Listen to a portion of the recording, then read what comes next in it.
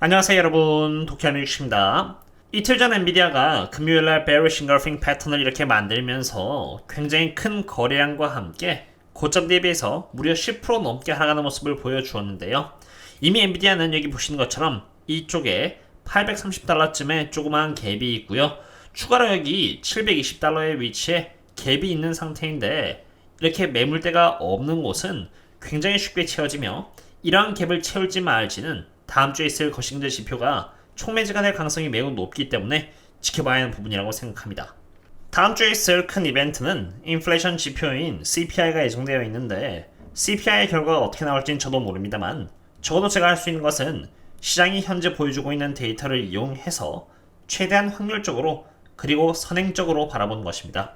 왜냐하면 모든 결과가 나오고 그것을 후행 분석하는 것은 소잃고 외양간 고치는 격이라 대응하는데 크게 도움이 되지 않는다고 생각하기 때문입니다. 우선 CPI month over month의 지표는 0.4%를 가리키면서 지난달 0.3%의 성장률보다 더 높아질 것이라고 보고 있고요.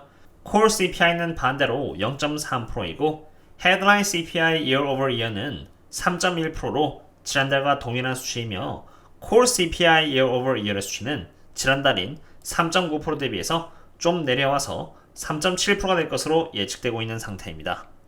그럼 이런 상태에서 이코노미스트들은 어떻게 바라보고 있는지 한번 보겠습니다. 1등부터 8등까지 이코노미스트가 예측하는 수치로 1등은 3.1%를 보고 있고요. 2등은 3.2%, 계속 번갈아가면서 4명이 3.1%, 그리고 또 다른 4명이 3.2%를 바라보고 있는 것으로 보입니다. 다시 말해서 확률적으로 봤을 때 이번 CPI는 3.1%인 보합이 나오거나 3.2%로 초과가 나오거나 둘 중에 하나가 나올 확률이 높다는 것을 의미합니다. 아까는 CPI year over year의 수치를 봤으니 이번에는 month over month의 수치를 볼 텐데요. 지금 흘러가는 트렌드를 보면은 연준이 바라는 시나리오와는 정반대 상황이 펼쳐지고 있는 상태입니다. 10월 달에 보시면은 0.1% 정도의 성장률을 보여주었고요. 11월 달에는 반올림했을 때 0.2%이고 12월 달에도 반올림했을 때 0.2%, 그리고 1월 달에는 0.3%의 성장률이 잡혔는데, 이번 컨센은 무려 이렇게 0.4%로 보합일 경우 0.4%이지 만약 초과하는 수치가 잡힌다면 0.5%의 수치가 잡힐 수 있고, 0.5%는 month over month의 수치에 있어서 보시면 이렇게 가장 높은 성장률 중 하나입니다. 연준이 그리고 있는 시나리오와 완전 반대 상황이 일어날 수도 있는 것입니다. 그럼 인플레이션 스왑 마켓 시장에서는 어떤 수치의 CPI가 나올 것으로 예측하고 있는지도 알아보겠습니다. 참고로 인플레이션 스왑 마켓에서는 거의 90%의 확률로 지금까지 CPI 수치를 맞춰왔는데요. 지난달에도 CPI를 선행 분석 드렸을 때 인플레이션 스왑 마켓에서의 예측치를 보여드리면서 선행 분석을 드렸고, 그때도 마찬가지로 이들이 바라보고 있는 것처럼 강한 인플레이션 수치가 나오곤 했습니다. 그러므로 이번에도 동일하게 바라보고자 합니다. 우선 하얀색은 CPI year over year의 수치로 지금 보시면 이렇게 3.18%의 수치를 가리키고 있는 상태입니다. 이들의 예측치와 같이 CPI가 나온다면 3.2%가 나오면서 3.1%라는 컨센 이상으로 잡힐 가능성이 높다는 것을 시사하고 있는 상태이고요. 파란색은 바로 month over month CPI의 수치로 이렇게 보시면은 0.46%를 가리키고 있기 때문에 이들의 예측치와 같이 결과가 나온다면 0.5%의 결과가 나올 가능성이 높습니다. 만약 이들의 예상대로 이러한 결과치가 나온다면 지금 시장은 24년 12월까지 약 3번에서 4번 정도의 금리 인하가 있을 것이라고 보고 있는데, 이렇게 되면은 한 번에서 2번으로 크게 금리 인하의 횟수가 줄어들 가능성이 높고요. 시장이 갖고 있는 생각에 또 변화가 찾아올 수 있습니다. 왜냐하면 지금 시장은 여기 크레딧 스프레드의 상태를 보시면은 이렇게 49로 22년에 준할 정도로 금융 컨디션이 이미 완화된 상태임을 객관적으로 볼 수 있습니다. 금리를 2%대에서 올리기 시작한 게 바로 22년 초인데, 지금 이미 금리를 올리기도 전의 수준과 동일한 상태로 시장은 이미 금리 인하가 풀로 다 되었음을 선반영하고 있는 것입니다.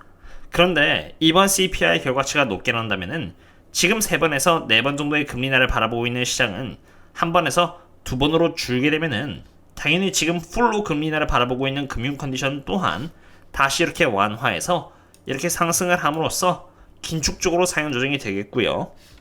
긴축적으로 올라가면은 여기 밑에 있는 S&P 500의 지표는 하방 압력을 받게 되겠습니다. 이 두 개의 지표는 서로 반대의 상관관계를 보이는 지표로 금융 컨디션의 이러한 완화는 S&P 500으로 하여금 이렇게 상방 압력을 주고요. 반대로 금융 컨디션의 이러한 긴축은 S&P 500을 하여금 이렇게 하방 압력을 주기 때문입니다. 어쨌든 저는 안전하면서도 업사이드 포텐셜이 높은 우량주들을 위주로 해서 투자를 하고 있고, 그 종목들을 저희 유튜브 텔레그램 혹은 이곳인 네이버 프리미엄 컨텐츠에다가 전부 공유를 따로 드리고 있는데요. 52% 저평가를 받고 있으면서도 CEO가 따로 매수한 종목이라던가, 오늘 제가 저희 멤버십 분들께 공유드린 정배열에 따른 상승 추세가 잡힌 27% 저평가 우량주라던가, 그것 외로도 62% 저평가를 받고 있는 독점 기업인 초우량주 등 시장에서 관심을 꺼버린 사이에 어느새부터인가 천천히 알게 모르게 상승을 해나가고 있는 안전한 우량주 종목들 상으로 분석을 이어나가고 있는 상태입니다. 참고로 디즈니가 좋은 예시 중 하나인데, 디즈니가 한때 80달러대로 굉장히 저평가했다가 어느새 110달러까지 올라와 버렸고요. 당연히 하루아침에 올라온 것은 아니고요.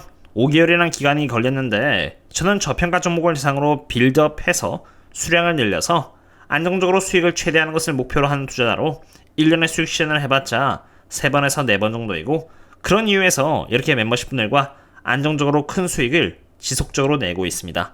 물론 숙제는 제가 대신 다 해드립니다. 그럼 다시 인플레이션 지표로 돌아와 보겠습니다. 이것은 인플레이션 스왑 커브로 주황색은 오늘날 3월 8일 기준으로 잡힌 CPI의 예상치이고요. 빨간색은 한 달 전인 2월 9일 기준에서 잡힌 CPI의 예상치인데요. 한 달 전 예상치에 대비해서 CPI는 굉장히 많이 올랐음을 볼 수 있습니다. 3월달에 발표될 2월달 CPI의 수치는 예상치로서 이렇게 3.1%를 지금 가리키고 있는데, 참고로 한 달 전까지만 해도 이렇게 2.8%가 될 것으로 시장은 바라보고 있었고요. 4월달에 발표될 3월달의 CPI 수치는 3.3% 정도가 예상되고 있는데, 한 달 전까지만 해도 원래는 이렇게 3.04%가 예상되고 있는 상태였습니다. 즉, 한 달이란 기간 동안에 미국 경제가 계속 강하다는 것을 보여줌에 따라서 한 달 전까지만 해도 이렇게 빨간색의 흐름을 보여주었던 CPI의 예상지표가 이렇게 주황색깔로 큰 폭으로 상향 조정이 된 것입니다.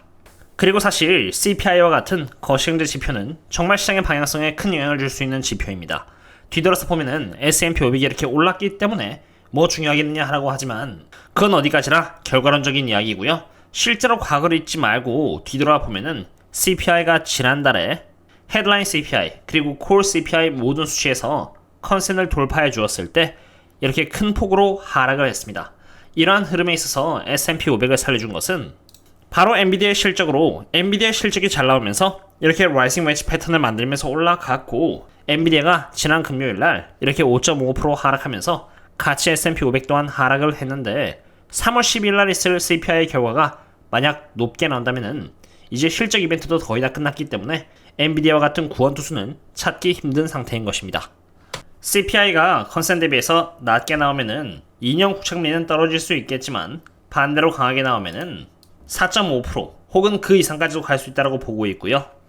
10년 국채금리의 경우는 최근 마찬가지로 이렇게 하락을 많이 했는데, 다시 CPI 결과에 따라서 이런 추세가 계속되느냐 혹은 반등이 있게 되느냐가 갈릴 것입니다. 2년 10년 국채금리 그리고 달러가 반등을 하게 되면은 반대로 S&P 500은 하방 압력을 받게 되고요. 시장이 바라는 대로 CPI가 낮게 나오면서 인플레이션이 곧 없어지고 있음을 시장에 보여준다면은 2년과 10년 국채금리가 하락을 하고 달러도 이렇게 약세를 이어나감에 따라서 증시는 반등을 또 할 수 있을 것이라고 봅니다. 마지막으로 엔비디아 관련된 여기 탑 랭크 뉴스 또한 한번 체크해 보겠습니다. 여기 보시면 이렇게 포트폴리오 매니저의 글을 한번 보겠는데요. KKM의 파이낸셜 창립자인 제프 킬버그는 CNBC의 인터뷰에서 엔비디아의 주식은 월요일날 큰 변동성을 보여줄 수 있다. 엔비디아의 주식은 월요일날 큰 변동성을 보여줄 수 있을 것이라고 말을 했다고 하는데, 4분기 실적 발표 이후 2월 말에 만들어진 주식의 갭을 메꾸는 것이라고 언급을 했고, 이 부분은 제가 처음에 분석한 부분과 동일한 부분입니다. 그리고 킬버그는 열기가 사라진 느낌이라고 말을 했는데, 14개월 전 이 주식의 시가총액이 약 3,500억 달러였는데 그 이후 2조 2천억 달러로 상승했다고 말을 하면서 너무 많이 올랐고 조정을 피할 수 없다라는 뉘앙스로 말을 했습니다. 물론 한 명의 포트폴리오 매니저가 이런 의견을 말을 했다고 해서 시장에 그렇게 가는 것은 아닙니다. 가장 위에 있는 탑 랭크되어 있는 글을 봤을 뿐이고요. 실제로 어떻게 될지는 모르겠지만 적어도 3월 12일 날 발표될 CPI 수치가 시장의 변동성을 충분히 줄 수 있으며 엔비디아에도 영향을 미칠 수 있기 때문에 조심해야 한다고 생각이 되고요. 제가 네이버 프리미엄 컨텐츠에 멤버십 분들 상으로 계속 업데이트를 드리고 있는 이러한 기업들은 악재가입니다 선반영이 되어 있기 때문에 사실 그렇게 위험에 노출된 편은 아니라고 말씀을 드리면서 오늘의 분석을 마치도록 하겠습니다. 저는 저희 멤버십 분들 뿐만이 아니라 최대한 많은 구독자분들을 서포트해드리기 위해서 카페 또한 운영하고 있는데요. 이곳에서는 거시경제에 대한 요약뿐만이 아니라 공부를 하실 수 있도록 차트 분석 또한 남겨드리고 있고요. 그것 외로도 한국 주식 밸류에이션을 요청하시면은 제가 무료로 또 답변을 드리고 있으며 그것 외로도 배당 수익 일지라던가 다양한 정보들을 공유드리고 있으니 가입해서 보시면 많은 도움이 될 것이라고 봅니다. 그럼 다음에 또 만나요. See you later.